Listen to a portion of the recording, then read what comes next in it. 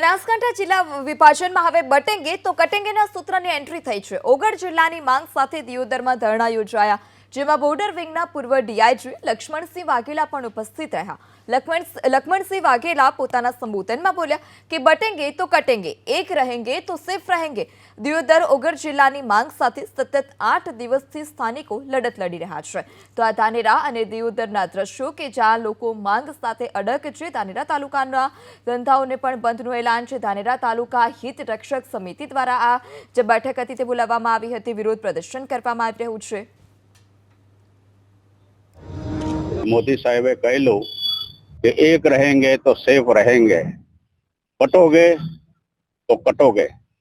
संघबल में भयंकर ताकत है। संघबल होते सुल्तान को हटा जात, यह युग में बारडोली को निहारिए।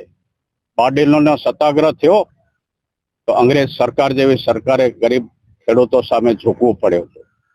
आज निर्णय है सरकारनो ए लोकहित में नथी ने लोकप्रिय पण नथी। આપણે સૌએ એક સાથે મળીને એકતા દાખવીને સરકારને યાદ અપાવવું જોઈએ કે અંતે લોકશાહીમાં પ્રજા એ જ રાજા છે। સરકારની વિનંતી છે કે લોકોની માંગ સ્વીકારી અને જલ્દી નિર્ણય લે અને દિયોદર ને ઓગળ જિલ્લાનું વરુમથક જાહેર કરે અને ઓગળ જિલ્લો જાહેર કરે। બીજી લોકોને પણ મારી ખાસ અપીલ છે કે તમે આગળ જે ભવિષ્યમાં જે બાળકોને તમને તકલીફો પડશે એનું વિચારીને બધા એક થાવ અને આંદોલનમાં જોડાઓ, જેથી કરીને આપણી માંગ સરકાર સ્વીકારે। અમારે સરકારને અમારી એવી માંગણી છે ને એટલે કે મારે જિલ્લો દિયોદરમાં જ અમારે જિલ્લો આવવો જોઈએ। અમારે બેને માટે તો બહુ દૂર પડે, સેવાળું જ આવે છે।